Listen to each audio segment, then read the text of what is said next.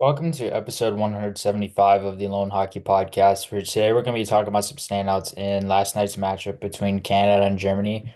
And in the World Juniors so far, I wouldn't necessarily say Canada has been the most impressive in terms of their ozone play and their movement and such. I feel like there's more to be expected from them, but last night they were able to come back from that loss against Latvia. They were able to win 3-0 against Germany, and obviously with Germany, they're kind of in similar competition to Latvia with how they play, and it should have been an easy game for them to win Canada throughout this game, and sure enough, they were able to win it, obviously. So it was a great game for them. I felt like overall, with them losing Matthew Schaefer was one of the more dynamic players to start the tournament. So losing him was obviously key, but they were able to fill in some guys, and they were able to fill in that void with a lot of different players there. So it was allowing them to be able to still contribute in many different ways without him, and they were still able to generate a lot of different ways of offense as well inside the ozone. So with some guys there, Ethan Gauthier I thought was really good throughout this game. I've been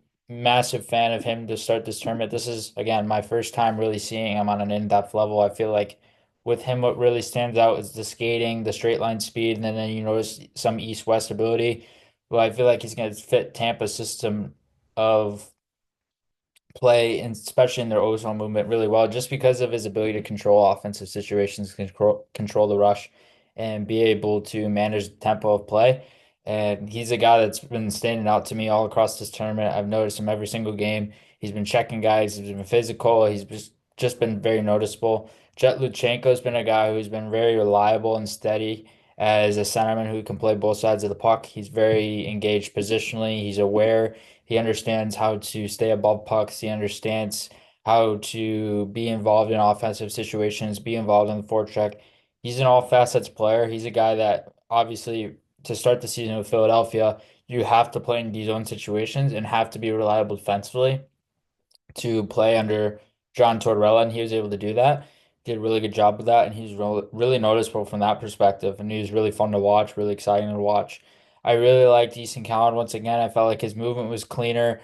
I felt like his ozone possession was good. I feel like he's not necessarily a high-end offensive contributor per se, because there's some tendencies and some directness in his game moving north that are very interesting to watch when it comes to his game.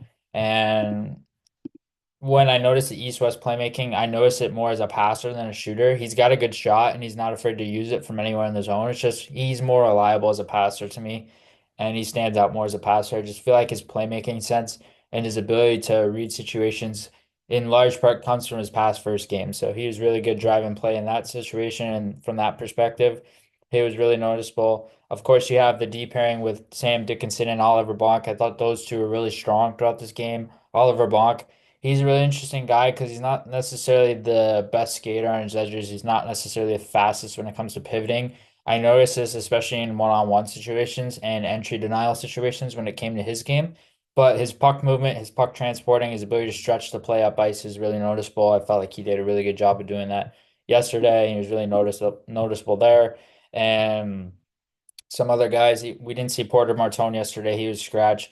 Who we did see was and another standout who's been really good on the back end. Caden Price, I've been really impressed with him. A strong defenseman, a guy who can play a two-way game. He can play an offensive game. He can play a transition game. He's a guy who's not the most flashy offensive guy, but he makes the right reads. He makes quick reads. And he makes quick, timely decisions. So this is prevalent both offensively and defensively, where he can do as such in many different situations, and he can be relied upon offensively and defensively. So he looked good in that first game, and he's looked really good the past few as well. I've been really impressed with his game.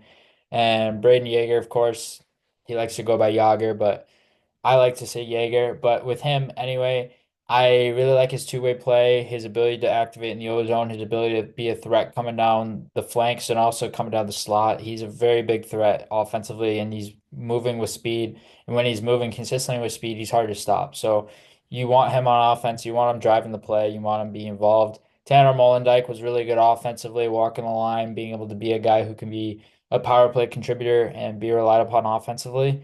And showed really good in this game, and I thought he was really noticeable and not super flashy or stand out offensively per se, but he is a guy who can be a two-way guy. He can be a two-way D. He can be in transition.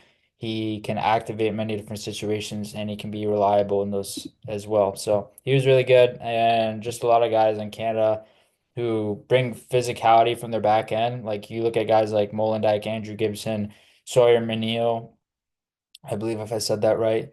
And some other guys, Caden Price can be physical as well. One other guy I wanted to touch on really quickly is Berkeley Catton, who's had an excellent start to the tournament. I feel like he is a really good driver of his own line, especially offensively as a center. He can drive play on entry, he can drive play in transition. He's got pace to his footwork.